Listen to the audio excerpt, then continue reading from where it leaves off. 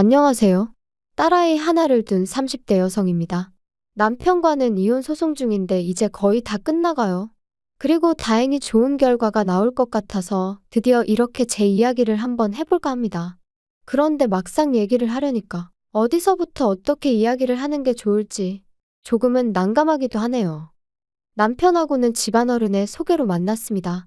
가까운 집안어른은 아니셨는데 지금으로부터 몇 년 전 사촌 언니가 결혼하던 날 부모님하고 같이 하객으로 참석한 적이 있어요. 그리고 그때 한동안 안부조차 모르고 지냈던 먼 친척 어른들 몇 분을 뵙게 되었죠. 그리고 그중 한 분이 저더러 참하게 생겼다며 몇 번이나 저를 칭찬하셨고 제가 어린 나이도 아니었는데 맛있는 거라도 사 먹으라며 제 손에 5만 원짜리 한 장을 쥐어주시더라고요.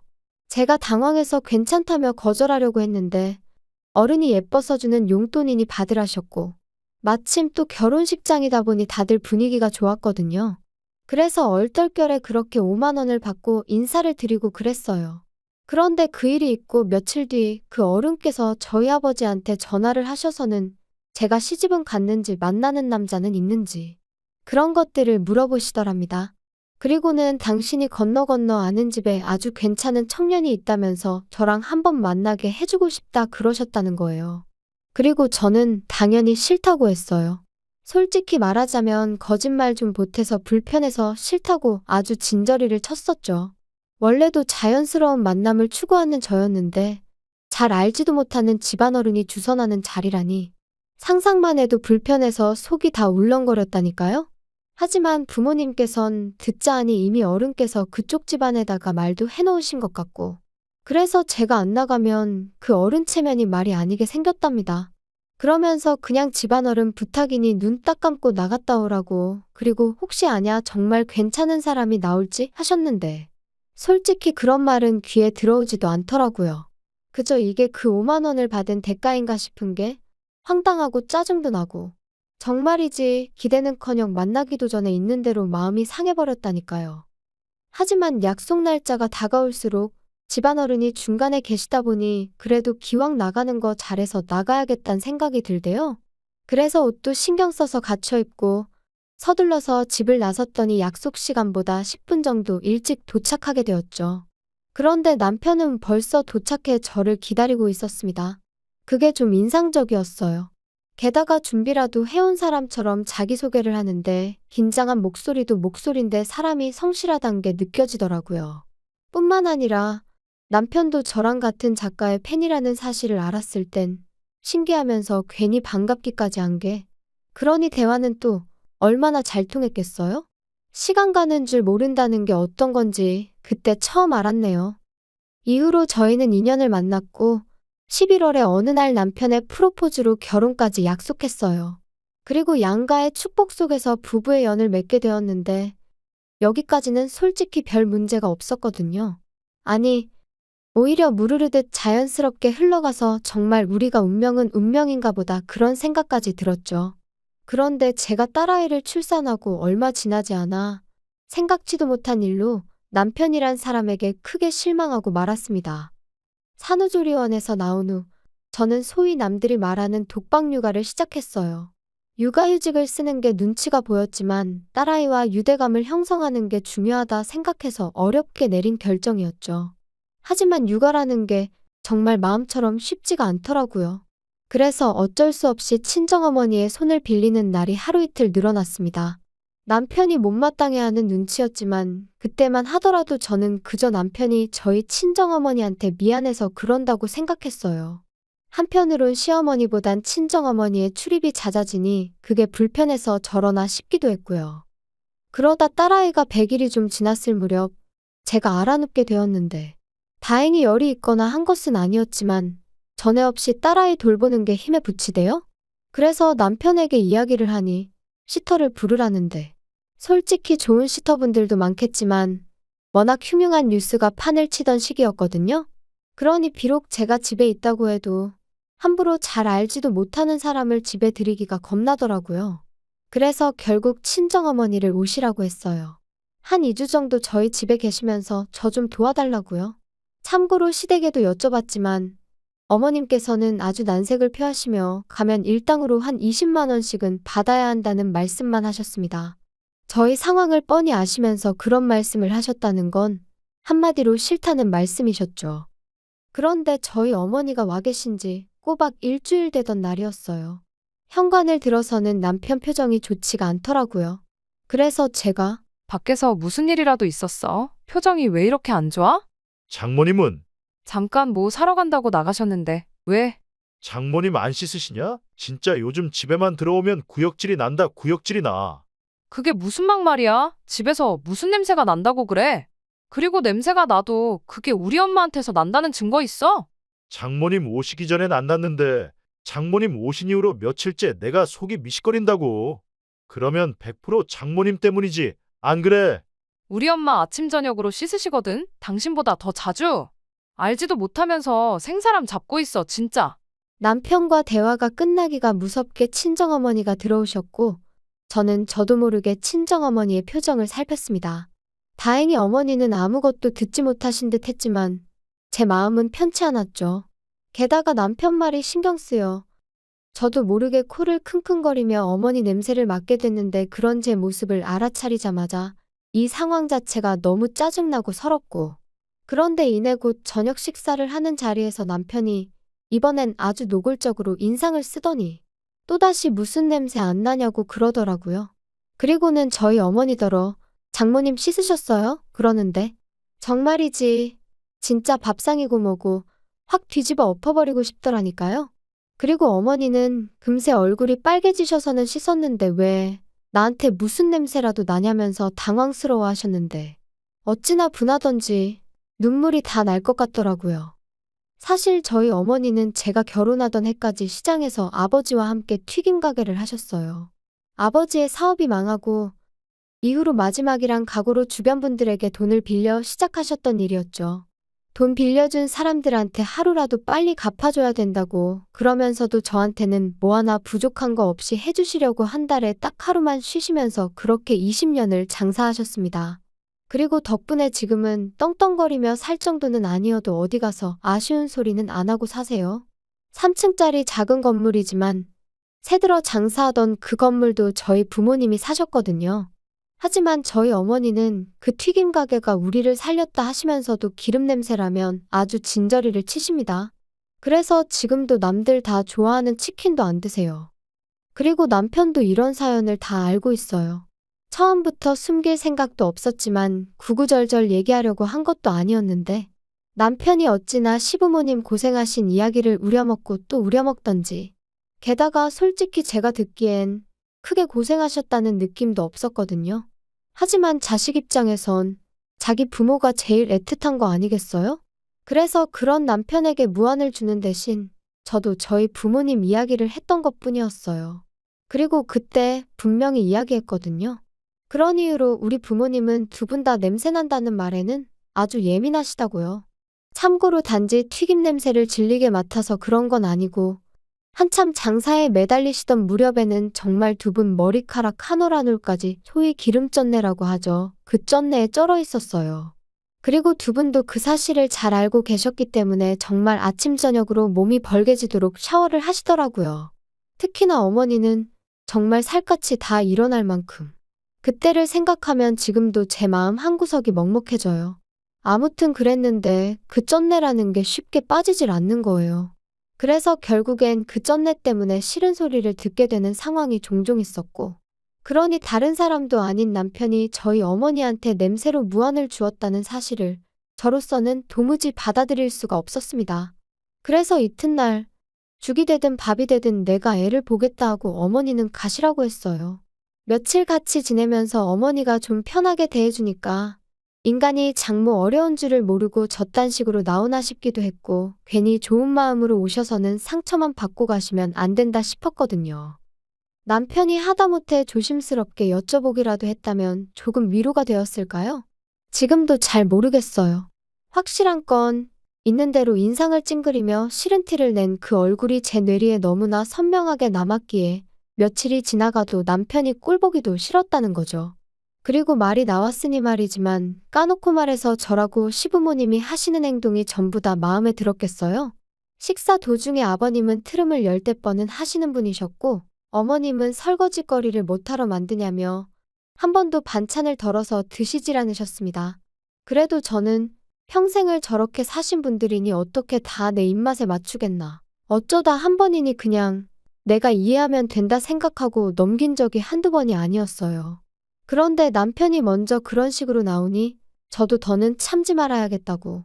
그게 뭐라고 아주 단단히 결심을 하게 되더라니까요. 그런데 그 일이 있고 얼마 지나지 않아 저는 청천벽력 같은 사실을 알게 되었습니다. 그렇게 친정어머니를 가시게 한 후로 마음 한켠이 답답하고 묵직한 게 그러다 하루는 그냥 무작정 친정부모님을 만나러 가고 싶더라고요. 그래서 연락도 없이 친정을 찾았는데 집안이 온통 어질러져 있었어요. 제가 알던 친정집 같지 않아서 도둑이라도 든 줄 알았을 정도로 말이죠. 그리고 그 사이에서 웬 서류 뭉치가 제 눈에 들어왔는데 그건 바로 어머니의 병원 서류였습니다. 게다가 그제서야 식탁 위에 잔뜩 늘어난 약봉지도 눈에 들어오고 결국 이게 다 뭐냐는 제 추궁에 아버지께서 친정어머니가 폐암 위기라는 사실을 털어놓으셨어요. 그런데 더 충격적이었던 건 어머니도 아버지도 진작부터 알고 계셨으면서 임신 중인 제가 놀랄까봐 비밀로 하고 계셨다는 거였죠. 제가 어떻게 그러실 수가 있냐고, 그러다 어머니가 돌아가시기라도 하셨으면 나는 어떻게 살라고 그런 거냐고. 원망이라고 해야 할지 그때 그 감정은 한마디 단어로 설명할 수가 없네요. 아무튼 이후로 저는 바로 어머니를 모시고 병원을 찾았습니다. 그리고 의사가 말하길 당장이라도 병원에 입원하셔서 치료를 시작하는 게 좋겠다대요. 그런데 어머니께서 아주 완강히 거절을 하셨어요. 평생 장사만 하다가 이제 좀 사람답게 살려는데 병원에 갇혀있고 싶지는 않다고요. 그리고 저도 아버지도 그런 어머니의 고집을 도무지 꺾을 수가 없었죠. 그래서 어쩔 수 없이 일단은 아버지께서 어머니의 병간호를 시작하게 되셨네요. 그런데 나이든 부모님을 두신 분들이라면 다들 아실 거예요. 아버지가 어머니를 챙기는 것과 어머니가 아버지를 챙기는 건 사실 같을 수가 없다는 걸요. 저희 부모님도 그랬습니다. 제가 보기엔 아버지는 아버지대로 최선을 다해서 어머니를 챙기고 계셨지만 평소 깔끔하신 어머니의 야무진 손끝을 따라잡기엔 턱없이 부족하더라고요. 그래서 제가 일주일에 2번 정도 어머님께 딸아이를 맡기고 친정을 찾기 시작했는데 이때도 생각해보면 말도 못해요. 남편은 저더러 결혼을 했으면 친정일은 좀 잊고 살아야 하는 거 아니냐며 언제까지 자기랑 딸은 팽개치고 친정만 그렇게 쫓아다닐 거냐면서 어이가 없었죠. 제가 할 일 없이 친정 부모님이랑 꽃놀이나 다니는 것도 아니었잖아요. 게다가 막말로 남편이 뭘 좀 도와주기라도 했으면 말을 안 해요. 자기는 돈 번다는 이유로 집안일엔 손도 까딱 안 하기 일쑤였으니까요. 근데 이제 제가 친정을 챙기면서 자기 저녁밥을 못 챙기는 일이 종종 생기니까 그게 그렇게 억울했던 건지. 게다가 딸아이를 팽개쳤다니 그것도 어머님한테 하루에 5시간 일주일에 2번 부탁드린 것뿐이었는데 세상에 그런 억지가 어딨냔 말이죠. 말이 나왔으니 말인데 어머님은 어머님대로 자기가 이 나이에 손녀 보느라 이게 무슨 생고생이냐며 그럴 거면 너는 육아휴직인지 뭔지 그건 왜 했냐. 얼마나 싫은 소리를 해대셨는지 몰라요. 아무리 그래도 사돈이 아프다는데 까놓고 말해서 과일 바구니 하나라도 보내실 생각은 안 하시고 그저 당신 불편한 것만 투덜투덜. 가뜩이나 남편도 꼴보기가 싫은데 어머님까지 왜 이러시나. 시간이 갈수록 그나마 남아있던 고마운 마음은 온데간데 없어지고 그저 얄밉다는 생각만 들었던 게 솔직한 제 심정이에요. 그런데 안 좋은 일은 왜 그렇게 연달아 터지는지. 그런 생활이 반년쯤 이어지던 무렵 저희 아버지께서 큰 사고를 당하셨습니다. 친정어머니가 원래부터 먼지에 좀 예민하셔서 그날도 친정아버지께선 그런 어머니를 위해 이불을 베란다에서 터시다가 그만 아래로 추락을 하셨거든요. 불행 중 다행이라고 해야 하나. 아파트가 2층이었고 아래층은 최근에 새로 흙을 깔아서 비교적 덜 단단했기에 망정이지. 아무튼 그렇다고 해도 아버지는 왼쪽 발목이 골절되셨고 꼬리뼈에도 금이 갔습니다.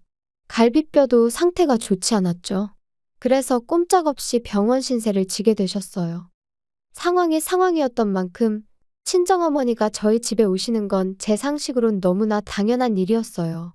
막말로 혼자 계시다가 쓰러지기라도 하시면 그땐 누가 책임을 지냔 말이죠.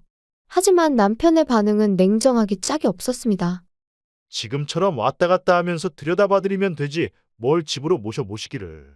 안 돼, 불편해. 지금이 편하고 불편하고 따질 상황이야? 난 우리 엄마 절대로 혼자 계시게 못해. 뭐 못하면 어쩔 건데 장인 장모님 돈도 있으신데 사람 쓰시면 되잖아. 아니면 장인어른 입원해 계시는 동안 장모님도 잠깐 병원에 계시게 하던가. 아니, 내가 우리 엄마를 평생 모시고 살자는 것도 아니고 아버지 퇴원하실 때까지만 몇 주만 좀 같이 지내자는 건데 그게 그렇게도 안 될 말이야? 이 집이 너 혼자 산 집이야. 내 돈도 반 들어갔으니까 나도 내 의견을 말하는 것뿐이야.